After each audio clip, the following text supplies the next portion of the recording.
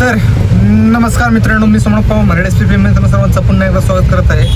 तुम्ही म्हणसाल रोज इंट्रो हाच असतो, पण इंट्रो जरी हाच असला तरी आज थोडंफार काहीतरी वेगळं बदल आहे. काय बदल आहे ते मला नक्की कमेंट करून सांगा. कस्टमर बी साथ देणे, मोबाईल बी साथ देणे. मोबाईल चालू केल्यानंतर मी इथं 2-3 शब्द बोलल्यानंतर पहिला सेकंद पडतोय. एवढा स्लो आहे मोबाईलला एकदा रिस्टार्ट मारला पाहिजे. आणि सकाळपासून ओलाचे जी पहिली फालतुगी येते इन्शुरन्सचे 3 रुपये CLचे ते चालू आले. आणि कस्टमर म्हणतात अचानक 3 रुपये कसे वाढले. आम्ही बुकिंग करताना एवढं होते तेवढं होते. बुकिंग करताना कस्टमरला का दाखवत नाही काय माहीत नाही. दाखवत असलं कस्टमर बघत नाही काय करतात काय माहिती. कोणतरी आवाज देते मला रिक्षा म्हणते. अख्ख्या जगात मीच नाही रिक्षावाला.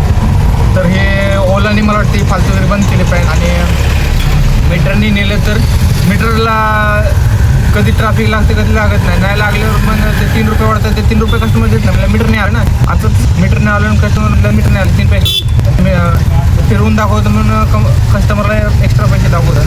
ते दाखवलं मग मीटरप्रमाणे दे, पण प्लस 3 रुपये मग माझ्या खिशातनं घालावं लागतं. ते 3 रुपये म्हटलं ते नाही होऊ शकत. म्हटलं तुम्ही जे मीटर द्या प्लस 3 रुपये द्या तुम्ही शिकेल. कारण ते मी माझ्या खिशातनं का टाकू. कारण जेवढं ह्याला दाखवलं ओलाला त्यापेक्षा जास्त दाखवलं पाहिजे. मीटरने गेलं ना ते दाखवत नाही. नुकसान आपलं आहे ना. पुढं जायचंय जायचंच नव्हतं तिकडं पहिला जागा नाही मोकार.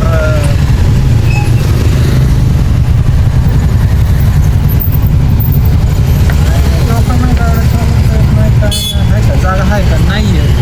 हे इंग्लिश मिडियम स्कूल आणि असे बरेच स्कूल आहेत ना. बघा ती बाई कुठे गेली, फार तिकडे गेली आणि मला मोकार हलवलं तिथलं. असो निपोट देतं मी बऱ्याच ठिकाणी. आणि आपल्या इथं मी बऱ्याच वेळा सांगितले बऱ्याच ठिकाणी असे की जिथं सिंगल लाईन पार्किंग असते. बऱ्याच इंग्लिश मिडियम स्कूलला तिथं काय असतं डबल पार्किंग असते. आणि तवा गाडी IT इंडस्ट्रीच येते खराडीमध्ये असा विषय आहे. आय थिंक मी सांगितलं असं नव्हतं माहिती. टेबल पार्किंग करतात. आणि रोड बस मोठा आहे. त्या साईडनी पार्किंग ह्या साईडनी पार्किंग. ह्या साईडला स्कूल आहे. डबल पार्किंग लागते. परत स्कूल व्हॅन लागतात. आणि एवढं ट्रॅफिक होतं ना. आणि त्यावेळेस नेमकं पोलीस कधीच येत नाही. लय वेळा नोटीस केलं. पण त्याच्या अगोदर आणि शाळा ते सगळं झालं ना की 3-4 तासांनंतर न येतात. कारण मी तिकडं तुम्हाला माहिती आहे खराडीला बराच वेळ असतो. तर तिकडं काय होतं तेव्हा पोलीस येतच नाहीत. मी लय वेळा नोटीस केलं. आणि त्याच्या अगोदर गाड्या उचलणार, सगळ्या गायब करणार. आणि स्कूल साईडच्या कधीच नाही उचलणार. IT इंडस्ट्रीच्या साईडने उचलणार. IT इंडस्ट्रीच्या आपल्याला काही देणं गेलं नाही. आपलं तर रिक्षावाला आहे. पण असं का जर रूल्स उचलतात तिथल्या फुटपाथवरचे उचलतात बरं का. आणि डबल लावलं तर उचलतात, जे की चांगलं काम आहे. डबल लावता उचलता ठीक आहे, फुटपाथवरचे उचलता ठीक आहे. पण इकडच्या का नाही उचलत तुम्ही इंग्लिश मिडियम स्कूलचे इथले. आणि प्लस जेव्हा शाळा सुटते तेव्हा का नाही तुम्ही येत. तेव्हा डबल पार्किंग होती. स्कूल व्हॅन अख्खा ट्रॅफिक जाम करून टाकतो. तेव्हा कुठं जातात. जेव्हा IT इंडस्ट्री सुटतं तेव्हा ट्रॅफिक होतं. तेव्हा बरं येतात. IT वाल्यांबरोबर हे गद्दारी करते.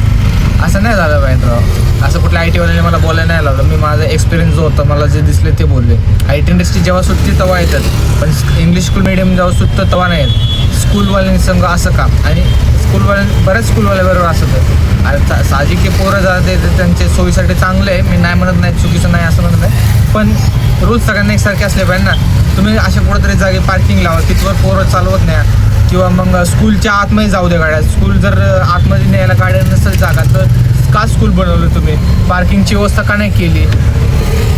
मुलांना बाहेर नाही येणं चुकीचं. चल ठीक आहे, तुम्ही आता कमेंट करसाल मुलांना कुठं चालवत नाही तर बरं ठीक आहे, नाही चालू नाही आतमध्ये ठेवायचं. पण सगळ्या गाड्या आतमध्ये का नाही नेत. जर आतमध्ये नेलं तुमच्याकडे एवढं पार्किंग नसेल तर तुम्ही स्कूल पहिलं तिथं बनवलंच का. तुम्ही जागा का नाही बघत. असल्या वडगाव शहरीमध्ये बी आता मी वडगाव शहरमध्ये इथं बी असे इंग्लिश मिडियम स्कूल आहेत. असे बरेच स्कूल आहेत की जे नाही का नाही गाड्या लावायला जागा नाहीत. ते फुटपाथला लावतात. त्यांच्यामुळं काय होतं मला प्रॉब्लेम काय होतं ते सांगतो की ट्रॅफिक जॅम होतं. आणि ट्रॅफिकचा त्रास बाकी नाही. आमच्याकडून काही चुका झाला तर तुम्ही लगेच फाईन मारता. मग हे मोठे स्कूलवाले काय ते चॅसी नंबर नाही काय तर व्हाईट प्लेटवाल्या गाड्या ह्याला आहेत. इंग्लिश मिडियमला म्हणा किंवा कुठल्याही स्कूलला म्हणा व्हाईट प्लेटवाल्या गाड्या स्कूल बसला काय करतात. ह्याच्यावर कोणी लक्षच देत नाही. ह्याच्यावर लक्ष दिलं पाहिजे. ह्याच्यावर कोणीतरी आवाज उचलला पाहिजे. तुम्ही एकटा सोशल मीडियावर बडबड करून काही फायदा नाही, आपले तसे व्ह्यूज बी नाही. आणि जर आले नाही आले तर कोणी असे बरेच जण आवाज उठवला बी काही फरक नाही पडला. मला जोपर्यंत बडबड ऑर्डर पडत नाही तोपर्यंत मी असेच बडबड करत राहतात. ऑर्डर पडते पण जे जशी पाहिजे तशी नाही पडत आहे. इथले लोकल ऑर्डर पडत नाही तर ट्रॅफिक जाम झाले त्यामुळे मी जात नाही. मला मोठी ऑर्डर पाहिजे. पण दृष्टिकोन बघा की कसं आहे.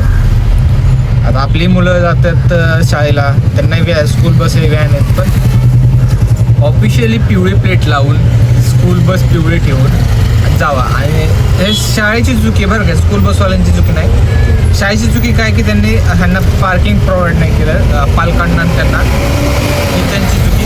मी तर पालकांना सांगा अशा स्कूलला तुमच्या पोरांचं ॲडमिशन्स करू नका, दुसऱ्या स्कूलला घ्या चांगल्या, तिथं प्रॉपर तुम्हाला पार्किंग असेल. भविष्यात होऊ शकतं बरं का. आजची तारीख लक्षात ठेवून घ्या की भविष्यात एकही स्कूल बस तुम्हाला गेटच्या बाहेर दिसणार नाही, गेटच्या आतच दिसेल. आणि चांगली गोष्ट आहे ज्याच्यामुळं लोकांना त्रास होऊ नये, हे चांगल्यासाठी सांगतो मी. आणि पिवळी पाटीवाली जे की व्हाईट पाटीवाले म्हणतो, हे पोलिसांनी लक्ष दिलं पाहिजे ह्याच्याकडं की व्हाईट प्लेटवाले ट्रॅव्हलमध्ये बी म्हणा, फोर व्हीलर मध्ये बी म्हणा, बऱ्याच ठिकाणी असं आहे की व्हाईट प्लेटवाले धंदा करतात.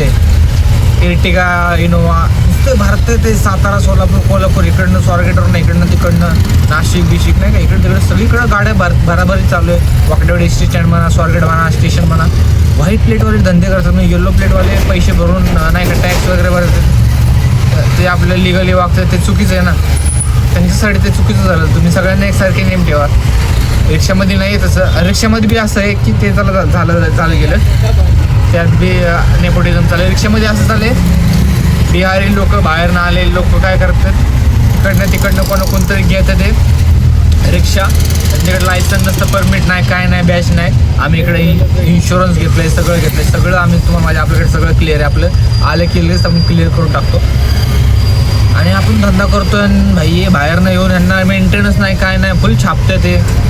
आमचे मेंटेनन्समध्ये निम्मे अर्धे पैसे जातात. मग हे बी कुठंतरी चुकतं. प्रत्येक क्षेत्रात काही ना काही चुकीचं चाललेलं आहे आणि वर्षानुवर चालले, कोणी लक्ष देत नाही आहे. काय बोलायचं आता, जाऊ चल. आत्ता पण आपले 500च्या वर पैसे झालेत, वाजले 11:40 की चांगली गोष्ट आहे, व्यवसाय चांगला आला आहे. तर पुढं बघूया कसं होते कसं नाही. आता ओलाच्या फालतुगिरीमुळं हे एवढं टॉपिक छेडलं गेलं आहे. ओला भ्रष्टाचार करतोय, बाकी बी भ्रष्टाचार करतोय, सगळे भ्रष्टाचार करायला लागले. कस्टमरला विचारते सीएल पाहिजे का नाही पाहिजे, मोकार सीएल चालू केले आहे. चला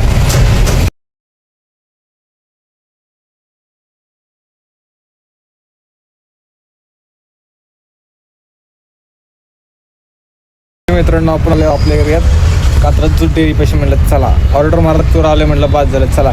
आणि नशिबाचा खेळ बघा काय योगायोग म्हणायचं की जेवण मगाशी 500 आले ते आपण जेवण केलं. जेवण केल्यानंतर बॅक टू बॅक ऑर्डर पडत राहिले. रॅपिडो आणि उबरची कृपा. तर देव पावलं म्हटलं. आपण म्हणलं होतं हडपसरला गेलो, हडपसरवरून ठिकाण ऑर्डर मारत स्वारगेट लागलो. स्वारगेटवरून डायरेक्ट कात्रज धप्पा. आणि अशा प्रकारे आपण 1000 रुपयाचं कंप्लीट केले.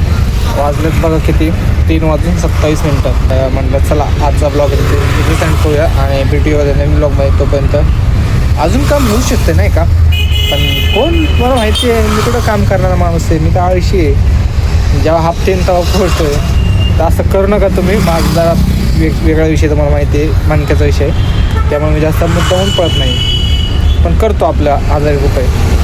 तसं अजून सीएनजीचा पैसा निघला नाही, केलं पाहिजे. एवढं बी काय हे नाही झालं अजून, 5-6 वाजले नाही, होऊ शकतं अजून 200-300 आळस. चला भेटू होत्या नवीन ब्लॉगमध्ये. तर